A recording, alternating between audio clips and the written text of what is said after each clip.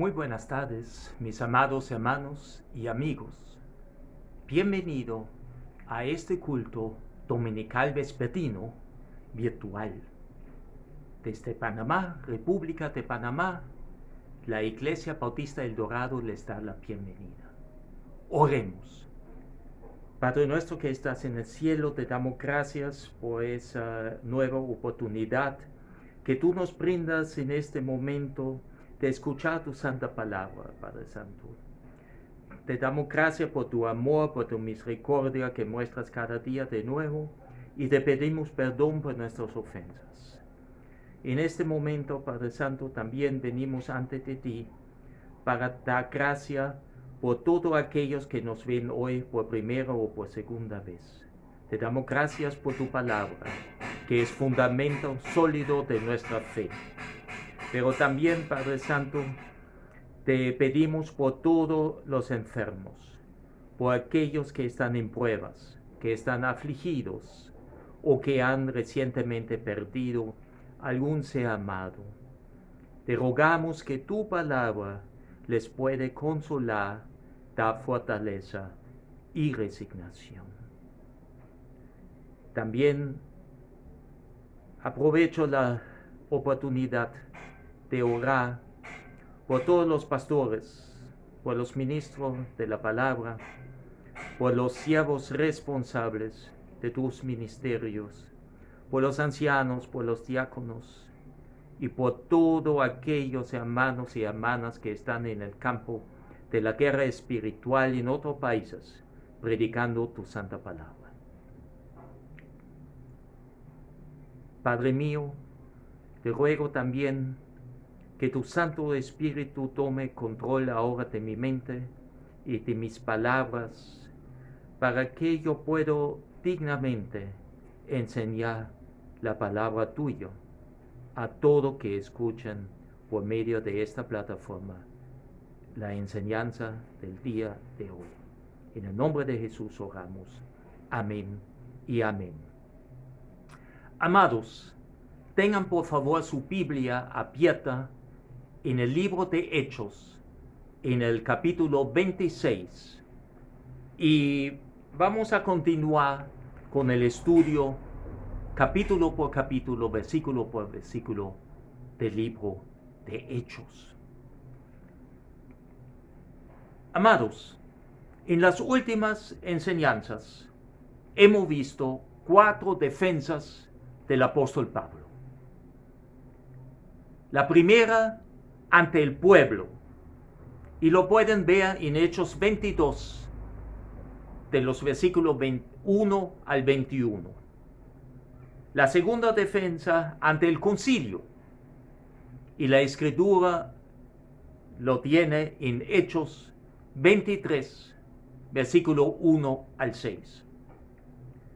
La tercera defensa ante Félix, el gobernador, en Hechos 24, 10 al 21, y la cuarta defensa era ante Festo, el nuevo gobernador, en Hechos 25, del 8 al 11. Hoy veremos que el apóstol Pablo se defiende por 5ª vez, y el tema de la enseñanza es la defensa de Pablo ante Herodes Agripa II, el rey Agripa.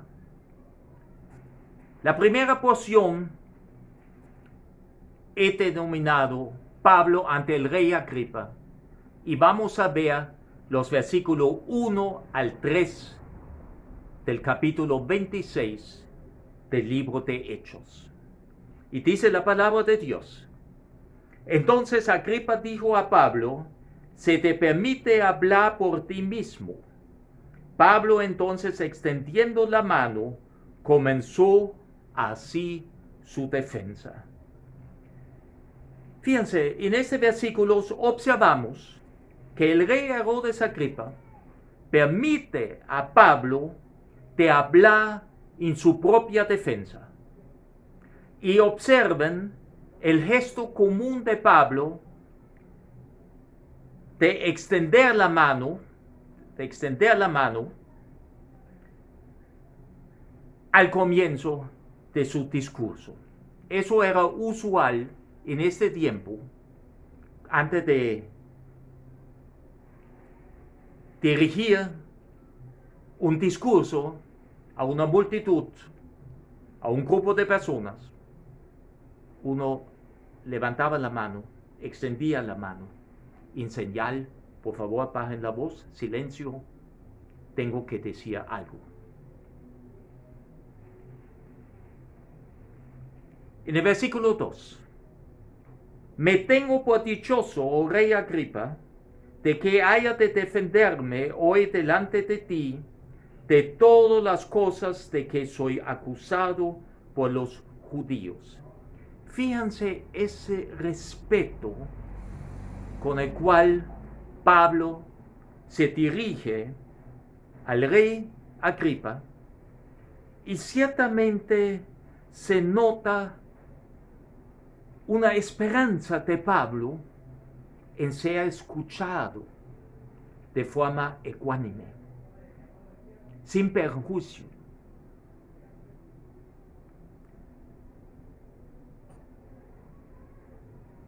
Porque, como dice aquí al final, de todas las cosas que soy acusado por los judíos, ya lo hemos dicho una y otra vez en los mensajes anteriores, que ninguna acusación tenía prueba. Y hasta los gobernadores, ya Félix como Festo, no encontraron nada en contra del apóstol Pablo que podría haber sido perseguido por las leyes romanas.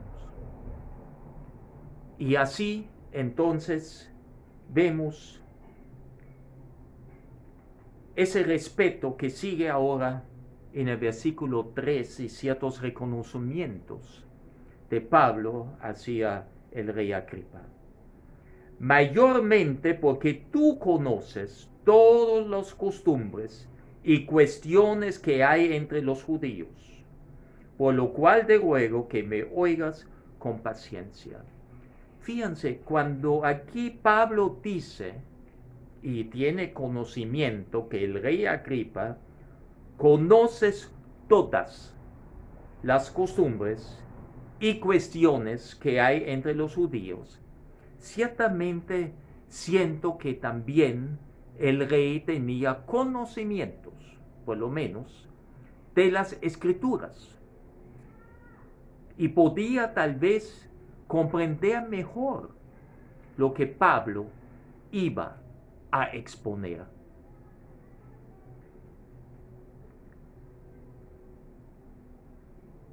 La segunda parte de la reflexión de hoy va desde los versículos 4 al 8, y ahí vemos el testimonio de la vida de Pablo como fariseo. Versículo 4. Mi vida, pues, desde mi juventud, la cual desde el principio pasé en mi nación, en Jerusalén, la conocen todos los judíos. Fíjense, los judíos lo han enseñado a Pablo como hereje, pero aún así, Pablo ha seguido durante la primera parte de su vida lo que le enseñaron desde niño. Porque, como dice aquí, desde mi juventud, la cual desde el principio pasé en mi nación, él nunca salió a otro lado. Él pasaba en Jerusalén en los primeros años de su vida. Y todos me conocen. Su conducta era conocida como buena. No era ningún maleante, no era ningún criminal. Versículo 5.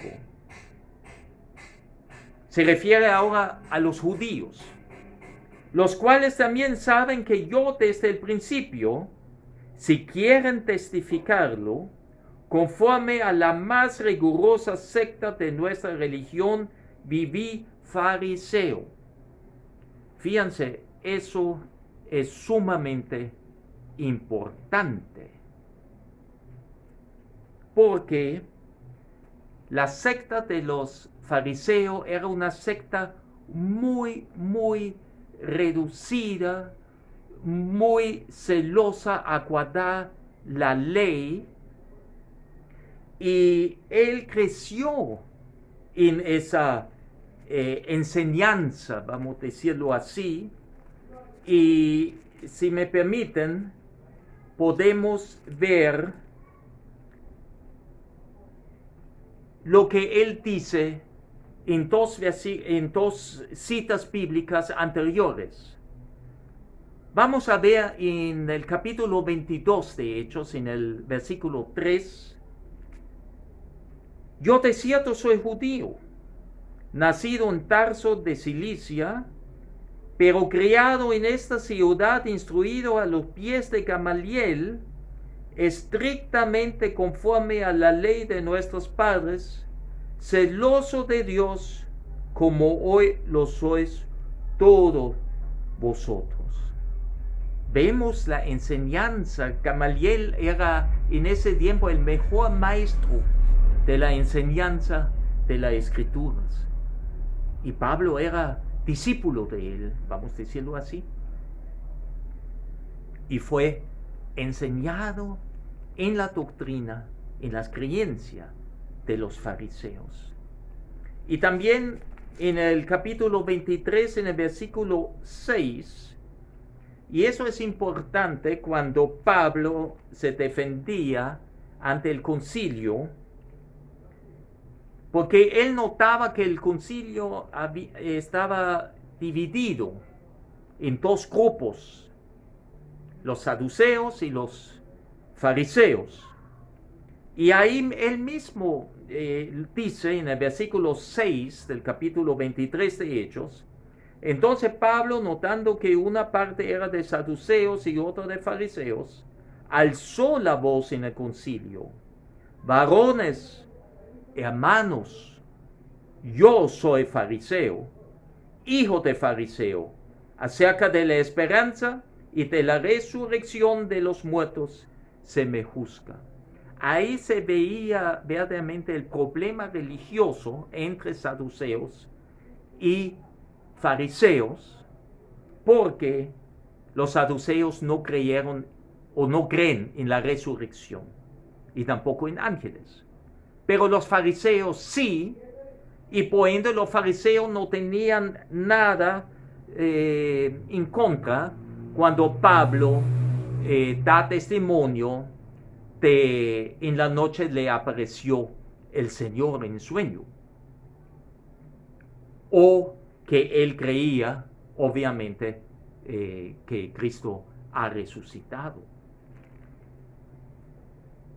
Pablo, podemos decir, era educado en la escuela más élite de los fariseos. Era una persona muy ilustrado, buen orador. Imagínense, se enseñó toda una noche, un joven se durmió del cansancio, cayó muerto del tercer piso. Pablo lo resucitó, un milagro que Dios le permitió hacerlo. Y siguió predicando el día siguiente. Habían otros apóstoles que no eran tan educados. Había un grupo de iletrados pescadores. Pero la conducta de Pablo como fariseo era irreprensible. Versículo 6. Y ahora, por la esperanza de la promesa que hizo Dios a nuestros padres, soy llamado a juicio. Y aquí tenemos que ver esa promesa, la esperanza de la promesa que hizo Dios a nuestros padres. Sin duda, eso se refiere al pacto entre Dios y Abraham, a la promesa que Dios hizo a Abraham. Y les invito que me acompañen a Génesis, capítulo 12, y vamos a ver los versículos, el versículo 1 al 3. Pero Jehová había dicho a Abraham: vete de tu tierra y de tu parentela y de la casa de tu padre a la tierra que yo te mostraré. Fíjense, qué ordenanza del Padre Santo, de Dios Jehová. Sal donde estás con todo y yo te voy a enseñar más adelante a dónde vas a ir. Y fíjense la fe que tenía Abraham en Dios. Porque había una promesa. Y haré de ti una gran nación. ¿No era Abraham ya viejo? Su mujer infértil, también en avanzada edad. Y Dios le promete hacer una nación grande. Y te bendeciré y engrandeceré tu nombre y serás bendición. Dios iba a bendecir a Abraham y engrandecerlo. No que Abraham iba a enaltecerse. Y fíjense, versículo 3. Bendeciré a los que te bendijeren y a los que maldijeren maldiciré, y serán benditas en ti todas las familias de la tierra. Y esa bendición de todas, y cuando la escritura dice todas las familias de la tierra, se refiere a todas, completitos.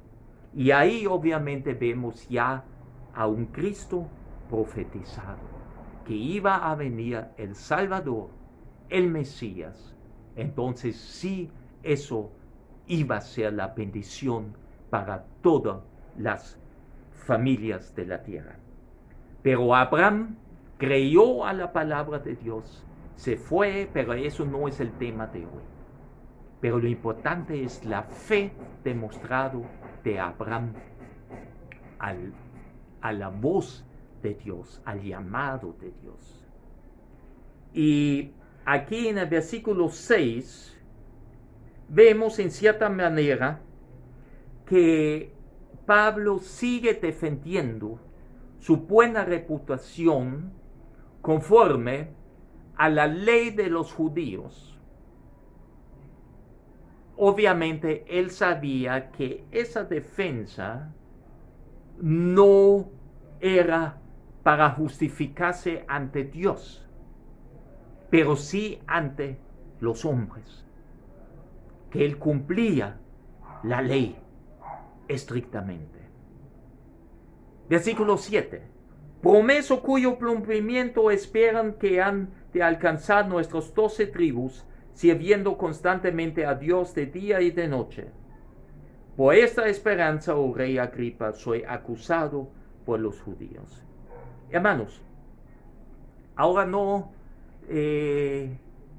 vamos a entrar en más detalle porque vamos a enfocarnos a la posición de Pablo.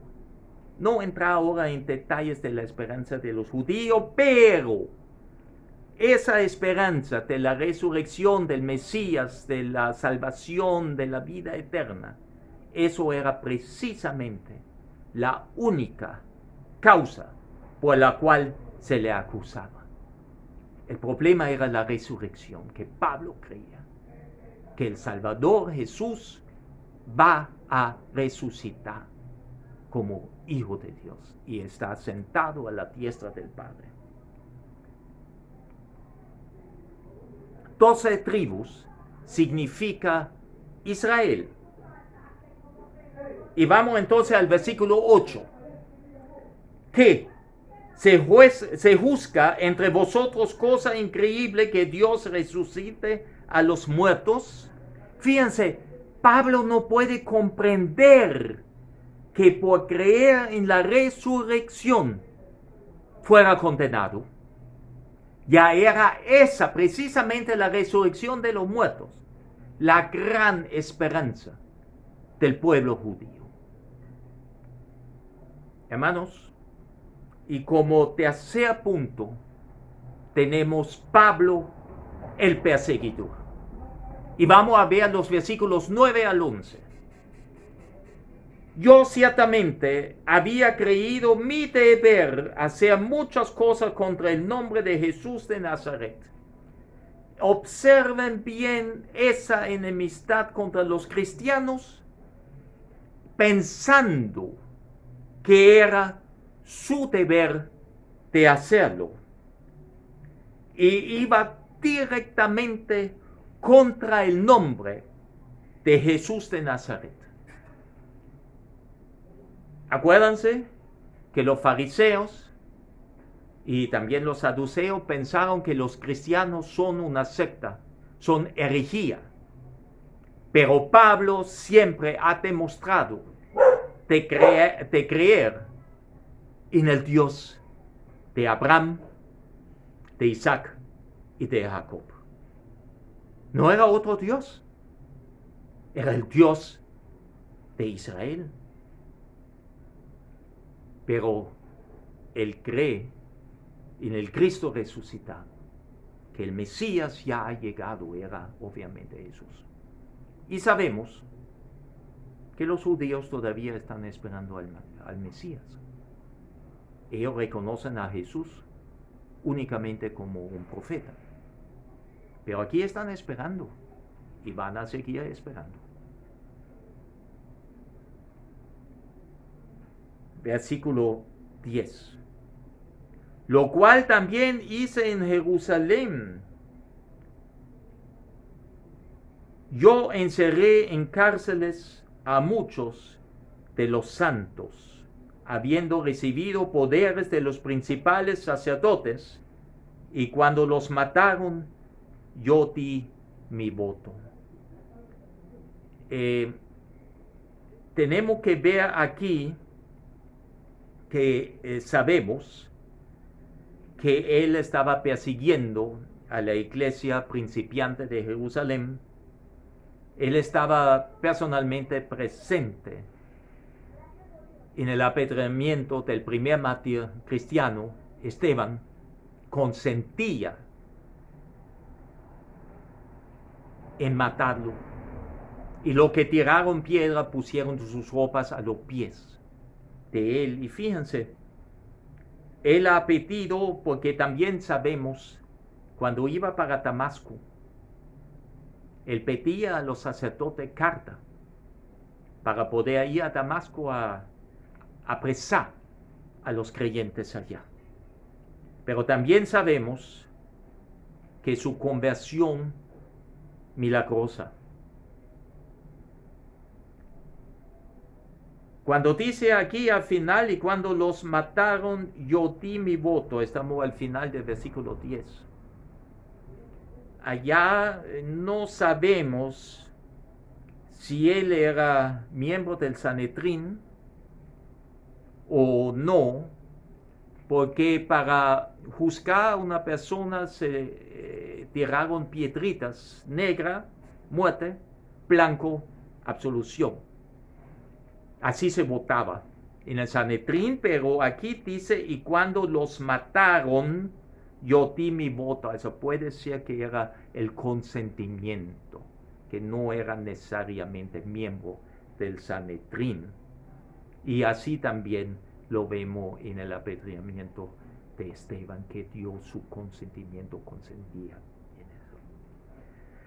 Y fíjense, en comparación con lo que era ante Pablo, Saulo, y ahora la posición de él. Él fue llevado desde el más alto grado de perjuicio contra el cristianismo hasta el más alto grado de seguridad acerca del cristianismo. Quiero decir, de perseguidor extremo, él se convirtió en apóstol extremo del Señor Jesucristo y del Evangelio de la Salvación.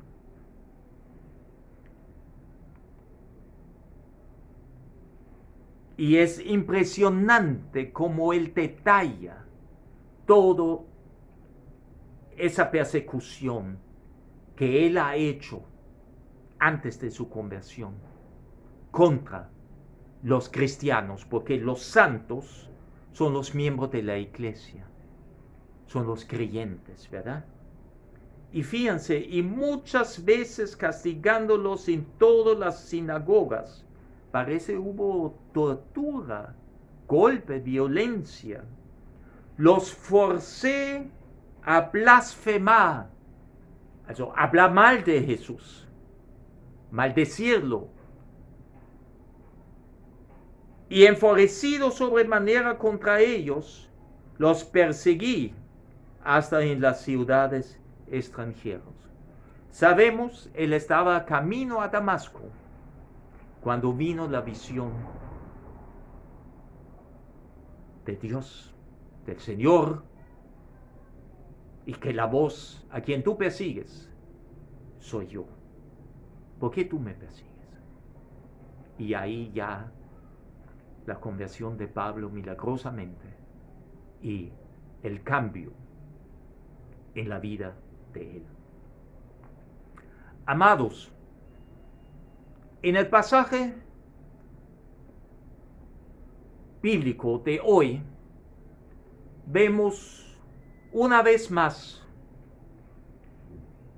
el testimonio de la vida de Pablo, desde su conversión hasta la quinta defensa.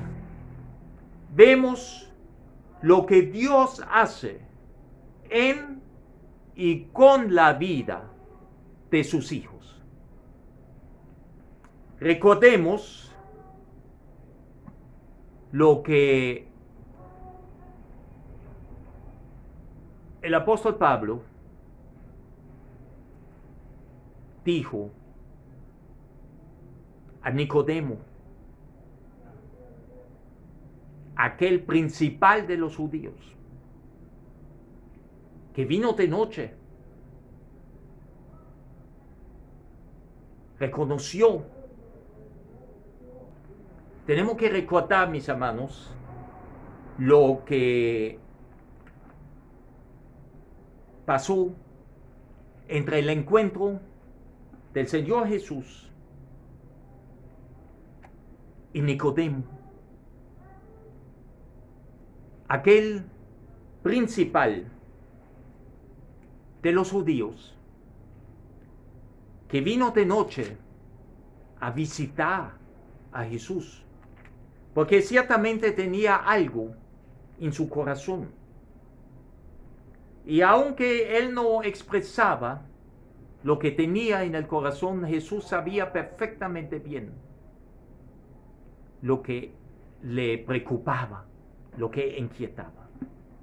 Y acuérdense lo que dijo el Señor Jesús en el versículo 3 del Evangelio de Juan, capítulo 3. De cierto te digo, el que no naciere de nuevo, no puede ver el reino de Dios.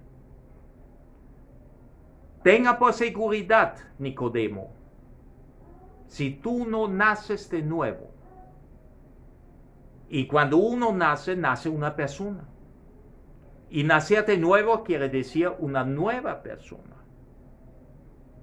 con un nuevo corazón, todo nuevo, el cuerpo nuevo. Cuando nace un bebé, el bebé no trae un corazón viejo. Pero fíjense el cambio en la vida de Pablo. Es tal vez el mejor ejemplo lo que dice la palabra de Dios en la segunda carta de Pablo a los Corintios, en el capítulo 5, en el versículo 17. De modo que si alguno está en Cristo, nueva criatura es.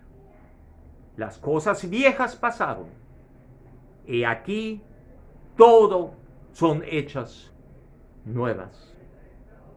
Oramos. Gracias, Padre Santo, por tu palabra, gracias por tu enseñanza, gracias por ese ejemplo del apóstol Pablo, que ese cambio que tú hiciste en su vida de cambiarlo de un perseguidor a un defensor tuyo y tu palabra. Tú eres Dios, tú no tienes que ser defendido, ciertamente, pero tu palabra y la fe en tu palabra tenemos que defender. Gracias, mi Dios, y ayúdanos en cada momento de nuestra vida estar firme en nuestra creencia y que tú estás siempre sentado en el trono de nuestra vida. En nombre de Jesús oramos. Amén y amén. Amigo, ahora contigo. Tú eres una persona nueva. Dios te ha cambiado tu corazón, tú tienes un nuevo corazón. Porque tú eres seguidor de Cristo. Porque has nacido de nuevo, espiritualmente hablado. Si no, aprovecha este momento. Ore conmigo. Arrepiéntate. Abre tu corazón. Permita al Señor Jesús entrar en tu vida como Salvador y Señor. Acompáñame en este momento, mientras que tú puedas. No sabemos si mañana hay otra oportunidad. Ore conmigo. Padre Celestial, yo vengo ante de ti reconociendo que soy pecador y me arrepiento y pido perdón por mis pecados. Yo abro mi corazón para que tú, que moriste en la cruz por mí, pero también resucitaste al tercer día, entra en mi vida como mi Salvador personal y Señor. Gracias por ese amor de la vida eterna que a partir de este momento estoy gozando. Yo quiero ser tu hijo o tu hija. En el nombre de Jesús oramos. Amén y amén. Hermanos, también vamos a orar por todos nosotros, hermanos, en Cristo, por esta semana, por nuestro país, y me acompañan. Padre Celestial, te pedimos que en esta semana que comienza hoy, nunca falta tu presencia en nuestras casas, en nuestros hogares, tu divina provisión. Guárdanos durante toda esta semana bajo tus alas de tu protección. Y permita que todo lo que hagamos nos lleve a un buen éxito. Pedimos también por todos los gobernantes de los países que en este momento este mensaje es visto por esta plataforma. Toque al corazón a aquellos que todavía no te conocen, que te reconocen como el verdadero Rey de Reyes y Señor de Señores, y que pueden gobernar por el bien de todos sus conciudadanos. Pero también en esta situación del COVID-19, te pedimos muy especialmente por todos aquellos que están trabajando para minimizar las afectaciones de ese mortal virus. Te pedimos por todo el personal médico, de enfermería, de laboratorio, de técnicos, de administrativo, personal de aseo, lavandería, cocina, de los hospitales, que tú lo guardes. Gracias por ese amor al prójimo que están demostrando cada día de nuevo. Al igual te pedimos por todos los choferes del transporte público, de los camiones que traen alimento del interior del país a las ciudades, Señor. Y también a todo el personal de aseo en la calle, que recolectan la basura. Guárdalo, Señor, ante la inminente amenaza de ese virus que está en la calle. Permita que las personas sean más prudentes y que se cuidan cuando tienen que salir hacia alguna diligencia. En el nombre de Jesús oramos. Amén y amén. Y para terminar, amados, participen en la gran comisión que Dios nos ha dado. Id y haced discípulos a todas las naciones. Testifican a Cristo. Compartan este mensaje para que otras personas también puedan escuchar este mensaje de salvación,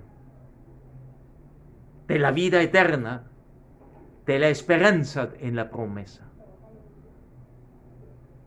Eso fue el último mandato que el Señor Jesús nos ha dejado como iglesia, como su cuerpo, de evangelizar a los que todavía no lo conocen. Dios sigue bendiciendo, mis amados.